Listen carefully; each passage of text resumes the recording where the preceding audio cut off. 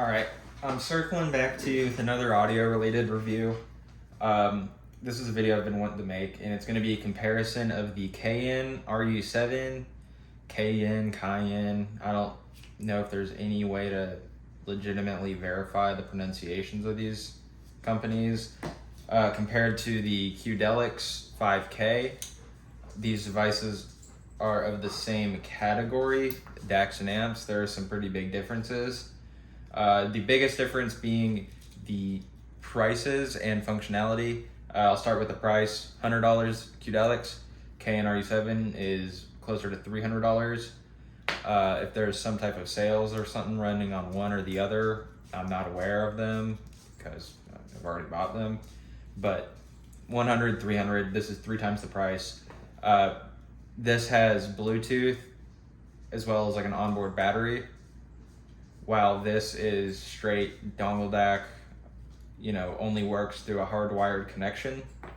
So if that's something that's important to you, Bluetooth functionality, look at this. However, there are options that are closer in price to the Cayin that would assumingly have performance closer to this guy. And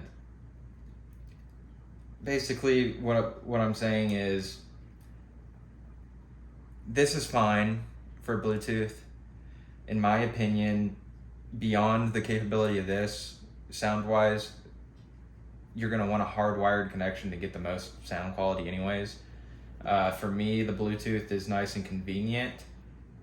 It offers a level of convenience that this doesn't, but in terms of purely analyzing just raw sound quality, the Cayin is better. So going over the hardware, I'll remove the cable. Roughly the same size, slightly different dimensions. I guess you could say this is a little bigger, but this is tiny. I mean, size comparison, about the diameter of like a standard Zen can. This is a little smaller. They're the same. I can't imagine a scenario in which this is too big or something. I don't know. They're both tiny. They both have dual inputs. They both share a 3.5 millimeter jack, but the Cayin ru7 has 4.4 balanced, while the Qudelix is 2.5 millimeter balanced. 4.4 is better. It's better for one reason, which is that it's a more robust connection in terms of like the actual jack. The 2.5 is pretty small if you haven't seen one. If one's gonna break off or have an issue or something, I imagine it to be the 2.5.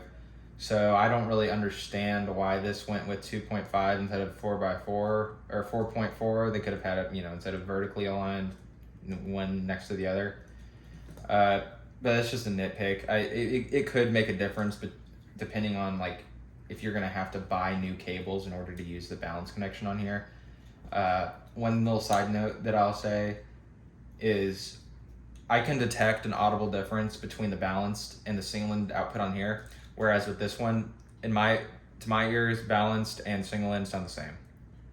I believe that that's a consequence of some type of somewhat proprietary technology, or some, it's one of those feature, trademark feature things where it has a name that allows, nearly identical output in terms of, the audible sound from both. But power wise, in the realm of IEMs, there's no power concern with either. They're both beyond ample in terms of power. As far as the over ears go, I can't really answer that question for you. I have like one decent set of over ears and I don't use them with these dongle DACs. So I would kind of just tell you that power is probably a non-issue. They both seem plenty powerful. Both USB-C. Obviously this one charges up and has a battery. Battery life it's hard for me to tell you how much it is in hours because it depends on a few different things, primarily what device you are plugging into them, like which IEMs. More power hungry IEMs will obviously drain the battery faster. as well as what codec you're using. LDAC is obviously going to use more power than AAC Bluetooth. So without using giving you specific runtime figures, I will say that you can get far beyond any individual listening session with this. You will never listen to 100% to 0% this in a listening session. I'm typically getting roughly, let's say, 8 to 12 hours, I guess, estimated, what it seems like to me, real world use. It could be a little off, I don't know. But plenty of battery, especially for the size. One thing I would not have minded with this is if it was a little bigger and it had better battery life. And it's not, I have no problem with the battery life, but this is smaller than you need it to be, if that makes sense. Like, this thing is tiny. It could be closer to I don't know, maybe still smaller than like a credit card or something, but a little bigger footprint and just have a way better battery. I would take that trade. This has the clip. The clip actually works fairly decent. I've never had an issue with it. You got like a full plastic design, which is fine. The interface is something it's not bad, but there is a learning curve. Basically, there's 4 buttons, 2 on each side. They're both rockers. They're the right side, when you hold it in this orientation, has a notch, so that's how you can kind of tell. You hold down bottom over there, turning it on. You have, this is your volume. This is, play, pause, skip forward, skip backward. And that's one of the things I really like about this device, is that it has like those track control features. I don't really understand why this one doesn't, personally.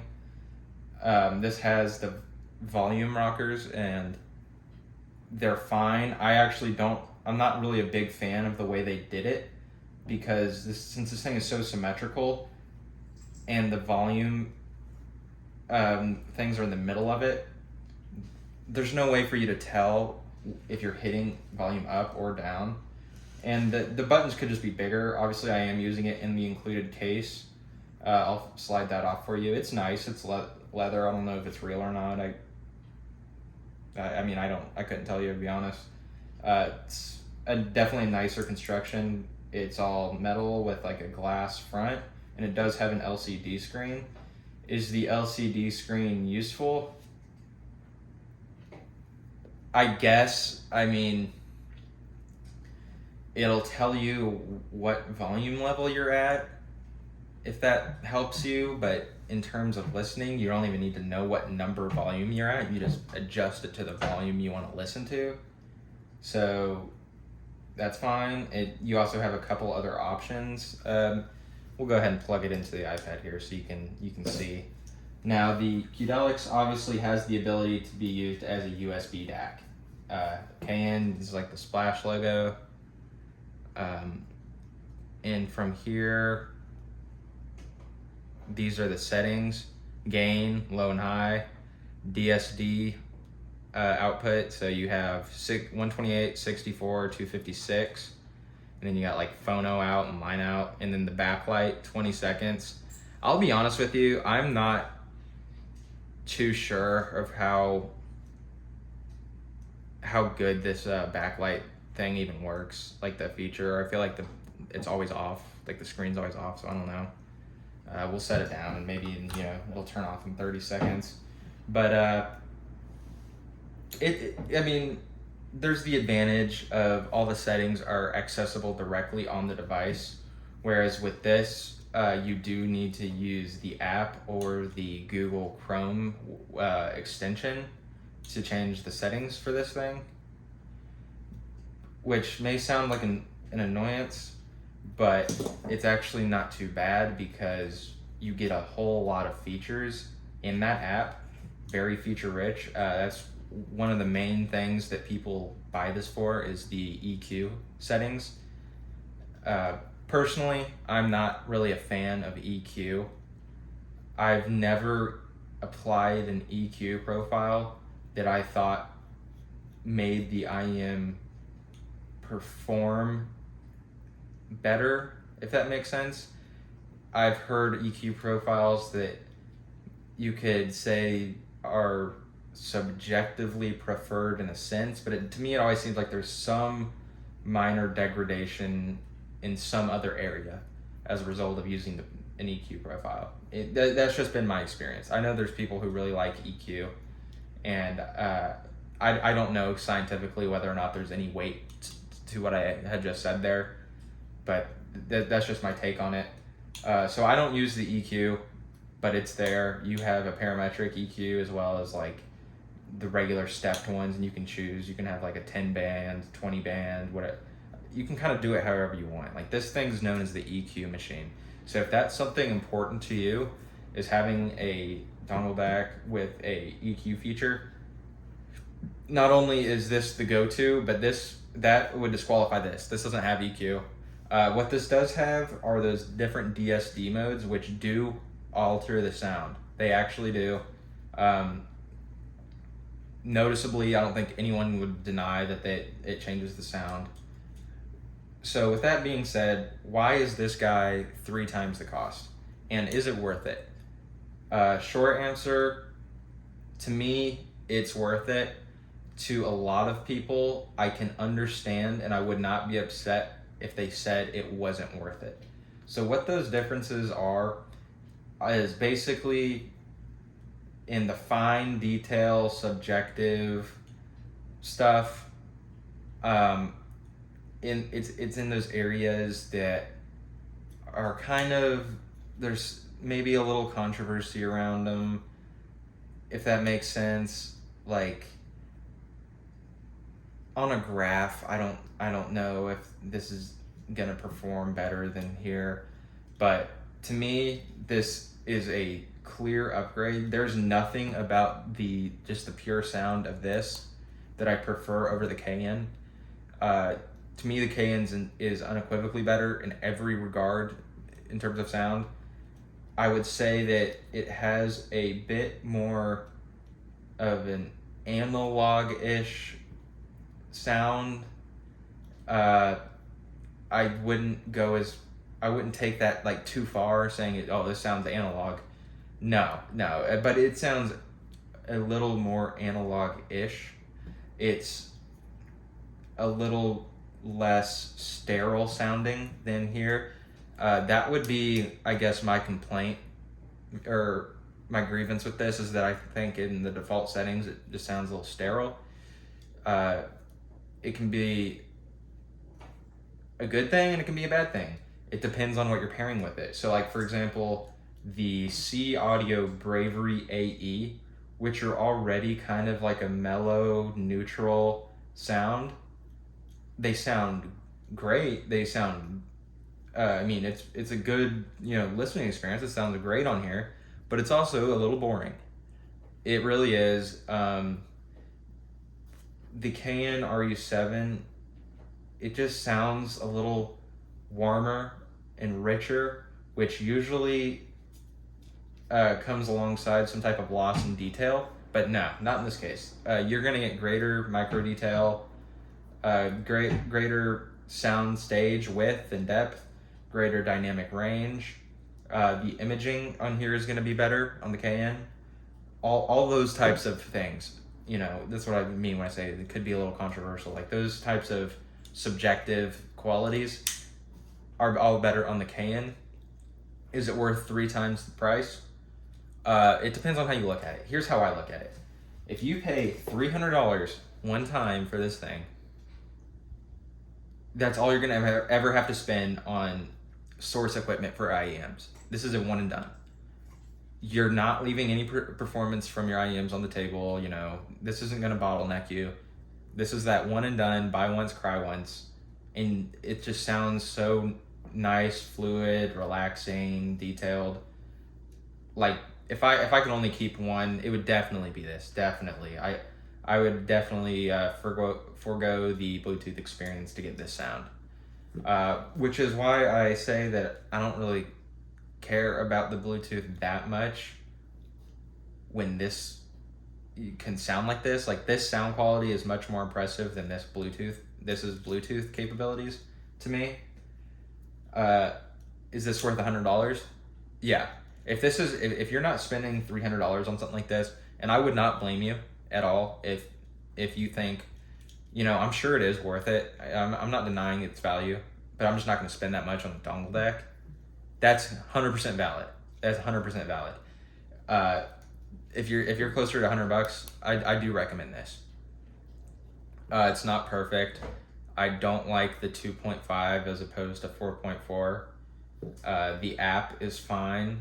The volume controls are a little more, I'm not gonna say confusing, but changing the volume, there can be extra steps involved as opposed to here. One of the things that I've noticed across using this on multiple devices, this has like a runtime log, and I don't know how it works, if like the runtime is stored here or something, but on my phone it says I have like 400 or 500 hours. So I've used this. I've used this USB, Bluetooth. I've used it with the iPhone on AAC. I've used this on Android with LDAC. I have used this with 3.5 millimeter. I've used this with 2.5 on multiple sets. And I can tell you that not only is there a difference between the 2.5 and 3.5 outputs in terms of sound, but the auto detect feature, in terms of if you plug something in here, it'll automatically change to like the 2.5 mode. It doesn't work right. Okay, so if you have it in auto and you have and you have it plugged in on here or here, either one, it will sound inferior to if you set it specifically in the mode for the connection.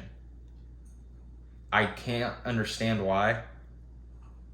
I'm not a software engineer. I'm not an engineer of any kind, electrical engineer, nothing. So I don't know why it does that, but I can tell you that it does do that. And what that means is if you're switching to a different connection, like I have a 2.5 cable on these, but I want to listen to those, I just have the 3.5 cable on. You have to go into the app and change it every time. Minor annoyance, yeah. That would pose an issue for you if you were trying to use this, like connect it to a device that you didn't have the app on already. The detection for it is pretty seamless. That's probably one of the only minor bugs I've noticed in the app, but I just thought I would note it. With this, I'm not aware of any accompanying app. If there is one, like I said, I don't know about it. I don't know what it would do. I don't think it needs an app. And this is just a better listening experience. This is one of those things where if you do bite the bullet and you spend $300 on this, even though it's a lot of money for what it does and for what it is, I can't really imagine anyone regretting that decision, because I wholeheartedly plan on using this for the next 5 to 10 years. This feels like it just does everything that I want. There's nothing about the sound that I wish was different. There's no urge to upgrade in terms of the sound. Like sometimes, like when I check out a budget set of IEMs, I can say, okay, this may be decent for the price, but it's still not what I would want, like, if that makes sense. It's okay it's a good value, but it's not actually what you really want. This is that device that you really want. It's so hard for me to try and explain the difference in sound on between DACs and amps, because it feels like if I say this is musical and this is sterile, it sounds like that there's a way bigger difference than there really is, because we are talking about DACs and amps. The vast majority of difference is going to come from what IEMs or headphones or speakers or whatever you're using, the drivers, you know. But this is just more refined. It's more relaxing. This is not fatiguing, but this is more fun to listen to over long periods of time. It's like the right amount of fun, because in my opinion, there needs to be a little bit of that funness, unless you're like you have a specific use case, like you're mixing and mastering and you need it ultra flat or something, which I don't even know if this is ultra flat. Archie.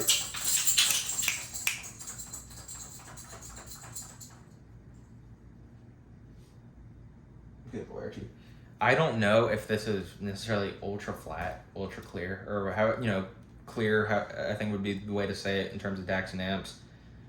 This may have slightly more coloration, but it's in a way that the coloration doesn't pull the sound in any particular direction. It's almost like it's going through more of a filter, but it's very mild. But those very mild changes are stuff that you would want. And when it comes down to saying a DAC or amp is colored, that could be a negative thing to somebody because they don't know how their IEMs are going to react. Like I gave the example of a more sterile set of IEMs combined with this is a pretty sterile sound overall. I've never plugged anything into this that I thought it played better on a different device. Point blank. This may be the only dongle DAC, you know, source thing for IEMs that you'll ever need. I know some people want the Bluetooth. The Bluetooth, to me, with IEMs, is a little gimmicky. I'll be honest. I think that like the TWS type sets are much more compelling of a wireless option for this. I mean, because you got to understand, this is just a random cable I have laying around, but you're not getting all that much convenience, really, because you have big ass cable plugged into this. I mean, it's just a lot, you know? It's just a lot. At this point, this thing may as well be plugged into the phone in your pocket. That's the part that I don't get. Is because if you're going to be walking around and using this thing, you have this and you have the phone on you anyways. So why does it need to be wireless? You're just giving up sound quality. If you have the same thing, you know, but the only difference is it's just this guy and your phone are in the same pocket. What is the Bluetooth doing for you, you know? So for me personally, and you know, feel free to disagree with that. Your use case may be different. But for me, the Bluetooth is kind of a moot point. I don't see a big difference. I don't get it. I don't really understand. You know, it doesn't make sense. I guess it would make sense if you weren't using a phone and you were using an iPad or something. But this is AAC, and the phone's LDAC. So I don't know. I can see there being some like unique use cases that would really call for the Bluetooth, but in my opinion, it's more of a gimmick than a feature for a lot of actual audiophiles. I'm not a fan of walking around and being super mobile with the IEMs either. You get, you know, cable noise. I think the sound quality and sound profile of IEMs in general are more suited for stationary use, where you can actually kind of sink in and really give your undivided attention to the music, as opposed to it just being like a background soundtrack. So I have like the AirPod Pro Gen 2, I prefer that over the Qudelix 5K and pretty much any IEM plugged into it. In terms of like mobile, like walking around, doing this or doing that, I think that it's just a better way to go about it. Do you get any accessories in the box with these guys? No, not really.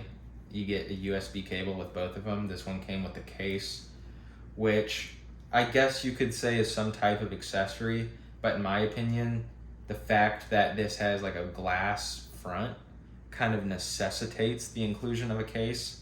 So it's more necessary than like an extra accessory to me, especially in combination with the price. But if like I said, if I could keep one, it would definitely be the Cayin ru7. If someone was on the fence and they were, if the question is this really $200 better than that? Is this really worth 3 times the cost of that? Once again, it's just going to come down to the fact of this is going to sound better. Some people, I'm like this way to a degree. The price is not super important. If this sounds better than that, even marginally, the fact that this will sound better than that will kind of, makes up for that. Depending. We're not talking about spending $5 extra grand on a 1% increase, nothing like that. But I think that there's enough difference, and this is good enough for it to be worth $300 as well as being 3 times the price of the Qudelix. Not a Qudelix hater. I like it. It's a good device. If this tells you anything, I bought this first. With a couple of my sets, I felt like this isn't getting that 100% most out of them. And so because I went with this in the first place, I spent $400 as opposed to, if I had bought this first, I would not have a Qudelix. I can tell you that. Are there other options around this price that are similar and or better? No clue. I can't tell you. You're going to have to ask people with those products. This is good enough that I'm not buying anything else. What IEMs do I use with these? IE600s a lot and Zigot dos Cincos a lot. Those are my 2 go-tos. Both of them sound amazing on here. And the Zigot dos Cinco, to me, I prefer the Zigot dos Cincos and this to the IE600s and Qudelix. Part of the reason that you may think that this video is a bunch of word salad and stuff is because a lot of what I enjoy about this, I believe it's ineffable, beyond words. I don't think that I can accurately articulate or convey the ideas or thoughts that I have about this in words. It's so subjective and minute stuff, like that you have to experience it. Obviously, there are people with much more illustrious vocabularies who could take a better crack at it than me, but still, you have to listen. Is this a safe blind buy? Blind buy, 100%. I never listened to this before I got it. I just went off reviews and 100% satisfied. I would recommend a blind purchase of this, no problem. $300 is a lot for a dongle. I think this one actually does command the price. Some things I don't like about it. The case, I don't like. It could be better. I wish it was just like a clear plastic with more pronounced buttons. The buttons are the worst part. The buttons are the worst part by far. I just do not understand why the buttons are not even protrusions. If you can tell, if you can see, they're actually indents. They're tiny. They're 3 in a row. There's nothing distinguishing one from the other. The fact that this one is separated from these two, you can hardly even tell just off feeling them. Obviously, looking at them is something else. But if this thing's in your pocket, you have no clue what the hell you're pressing when you press a button. So the buttons are the worst part. I do really like the 4.4 as opposed to 2.5. I think it's just a superior way to go about it. And I think that I will have an easier time answering people's specific questions. So if you have like a specific question about these, leave it in the comments and I will give you as detailed of an answer as I can. But just broad overview, this is fine. If you have IEMs under $200, I probably wouldn't want to recommend you to go here. You're going to get a bigger difference from more expensive IEMs. If you have expensive IEMs and you could get either one, but you don't really know if this is worth the extra cash, get this. If you want a Bluetooth thing, I would actually recommend getting something cheaper than this, because for me, the Bluetooth, like if you're walking around with IEMs and that cable swinging and everything, that's going to be such a detractor from the sound quality that you don't even need a top of the line thing. Not that this is top of the line. This is not. There are very expensive Bluetooth stuff. But I don't know. If you really plan on using these mobily, I would go for like the TWS style ear hooks with the batteries. I think that's a better option. Or just TWS IEMs. There are some. I don't have experience with them because real deal listening to me means sitting down or laying down, stationary. So this is beyond fine for that. But I would just recommend this product. This is one of the few audio purchases I've made that I can just give a 100% blanket recommendation despite it being an expensive product. Apple dongle versus this, yes, you are going to notice it. I know that, that's one of those questions that people get, is because the Apple dongle is actually pretty damn good. So it takes kind of a while, or a pretty big or a substantial increase in price typically in terms of dongle DACs to get something that's like night and day from the Apple dongle. This is it. This is well within that territory.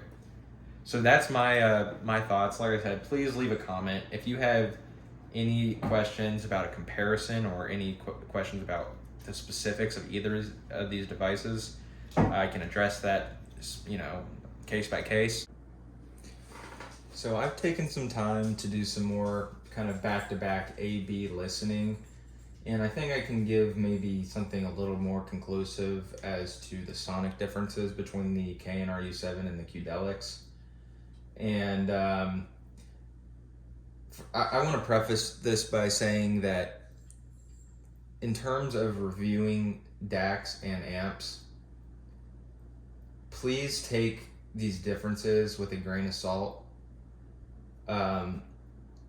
Please understand that these things are going to be very similar in performance relative to the price. So when I talk about differences, do not think that they are just monumental night and day. Nothing that I say is really going to be too night and day between the Qudelix and Cayin. So I'll start by basically giving you the fact that the ru7, if I could describe it better in one way, if I had to restrict its differences to one thing, it's going to be that resolution/resolve. If anybody who's kind of newer or they're unfamiliar with resolve versus resolution, it's the same thing.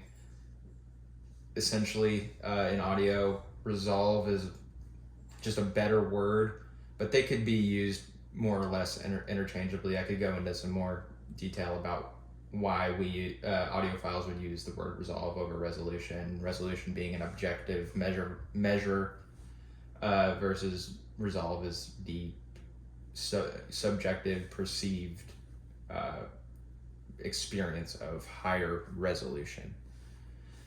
So resolution, what does that mean? So let's start at the bottom frequencies, low frequencies. With the Cayin ru7, you are getting more defined bass.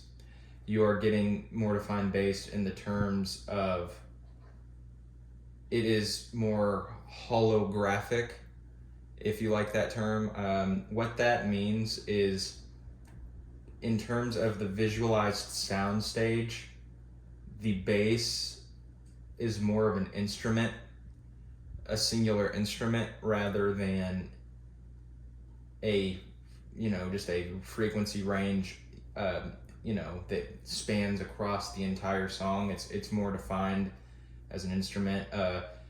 It's faster. What that means is wavelengths of bass being of the lowest, you can hear kind of those individual hits, which add to, it being more well defined. It's more articulate in that nature, being that if as a bass tone sweeps from low to high, high to low, etc., it's much more noticeable that that's happening. It's easier to perceive that. It's a good thing. If it may be something that you're actually not used to, it may be a presentation of bass that you're unfamiliar with, but it is the correct, it's a better, more accurate version of bass being well defined and fast and articulate. In terms of the mid range, this is where it's kind of all art and no science, in my opinion. It's just kind of that feel, and vocals rather, are more textured. They are, once again, more articulate and well defined, and just more true to life. If either DAC if its job is to convince you that you're hearing with your ears and not a recording, it would be the RU7 who comes out on top. High frequency stuff, neither of these are shrill. They're fairly clear, relaxed in terms of bass, or in terms of treble. I mean, there's not going to be any cheap tricks of accentuating the super high frequencies in order to add some type of artificial micro detail or anything like that. They're true to life. One thing that I will say that stands out to me with the treble of the Cayin ru7 is that the decay, in terms of, there's a chime, the way that chime rings out, not the hit itself, but the ring out, and the decay of it is much more well defined and true to life. But I also wanted to kind of include in this segment the fact that if you're someone who's chasing resolution or resolve, and that's your thing, and you said, or you listen to this and go, more resolution? Yeah, that's all I needed to know. Add to cart. I would very strongly urge you to reevaluate your motives with that, because chasing resolution is the easiest way to kind of spend exorbitantly for minimal return. High resolution audio, high resolve audio is great. It's something that is important. It is absolutely important. However, I do not think that it is by any means the most important factor. What I mean by that is there are sets that, are expensive as hell, resolve great, but you don't want to listen to them for 4 or 5 hours in a row. There's no need to buy a set or spend a bunch of money chasing resolve when the end product is something that you actually prefer less than something else due to, we can just call it the tuning, the overall sound signature presentation. Resolve in the treble region is kind of, it's not that it's tricky, but understand that if you make the top end frequencies slightly elevated and more sharp and sparkly, it kind of has this perceived resolution increase, whereas through long-term listening it can become fatiguing. So one of the sets that I do most of my listening and testing with is called the Zigot dos Cinco. I'll pull it up here for you. To me, if I have a full review on this, feel free to watch. It's this set here, $269, $15 coupon brings it closer to $255, and to me this is kind of an unsung hero in terms of the IEMs. I love this set so much, and one of the things that I really love about this set is the resolution. And what I mean is not that it has super ultra high resolution, but it has resolution at the level of this is enough. This is frankly probably beyond enough for the average listener. But instead of trying to achieve extra resolution on top of that, it's all about the tuning. This is so fun, relaxing, just such a great, easy listen across all genres. This is my go-to recommendation for anybody. I really cannot even imagine somebody buying this and being upset with the tuning. That wouldn't make sense to me, that someone would not like this tuning. Although I do understand that people have preferences, and if you're someone who's more Harman-centric in terms of you prefer that because of the stuff you listen to, I still think you would enjoy this, but maybe, stick to Harman. If you found something that works for you, stick to it. But the reason I bring this up is just to say that please do not spend exorbitantly for resolution. But with that being said, the Cayin ru7 does have increased resolution over the Qudelix. Does the Qudelix have sufficient resolution? I would say the resolution of the Qudelix is just at sufficient. If it was lower resolution or resolve than it is, it would probably kind of begin to become a problem for me. Obviously, you need to be listening to it, to the Qudelix through wired USB mode to get the most out of it. As with any Bluetooth audio device, wired will be better. And do not fear when I'm talking about this that I haven't listened to it in the wired mode. I have, and it sounds good in wired. In Bluetooth, it sounds good. It sounds good enough. But to me, you would buy that device for the EQ features and stuff like that. I don't think the audio alone is going to really blow your socks off. But I still recommend it. I recommend both devices. Like I said, don't chase resolution. That's kind of what goes into the fact of I'm not going to upgrade past the Cayin ru7 because that has more than enough resolution. Let's say bad resolution, absolutely amazing, beyond anything I've ever heard over here. Qudelix is in the middle of that, and then the Cayin is not only just a notch above, but I would put it a few notches. All that to say that there's still not some huge blow your socks off difference.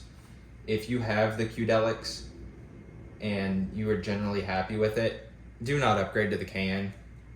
I know it's kind of odd to say because of how much I like the ru7 and the fact that I had the Qudelix and upgraded to the Cayin, but I was kind of generally happy with it, but it did not seem like I was getting the most out of some higher end sets.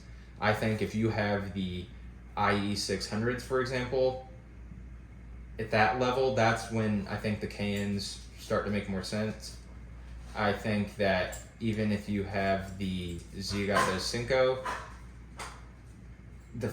the pairing between the Z-Gato 5 and the Cayin ru7 is so magical to me that it justifies it, and I feel like I wouldn't feel that way about other dongle DACs in the same price range as the Cayin ru7. So, watch some reviews. If you have the opportunity to try this stuff out somehow, I'm in America. That is not an option here, especially in the South. There are no hi-fi IEM stores that I've ever heard of. But if you have the option to try them out, try them out. But at the same time, I would be a little more budget conscious in terms of the DACs and amps, and I would leave that kind of extra spending room for the IEMs themselves, as well as tips. Dunu SS tips are my go-to. They're $10-15, 100% worth it to me.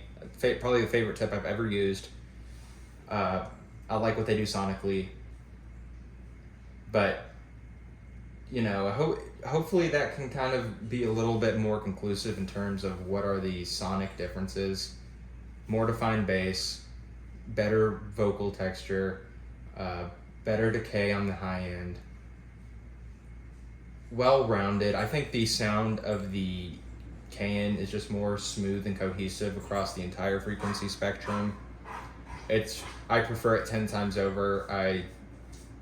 The Qudelix, for me, like I said, I think the Bluetooth feature is kind of, in a way, could be gimmicky for my use case. For you, it may make more sense, but I prefer the Cayin 10 times over. And any questions, please ask. I think that it would be easier for me to address a individual question with a specific answer, because once again, these differences between the two are fairly minimal.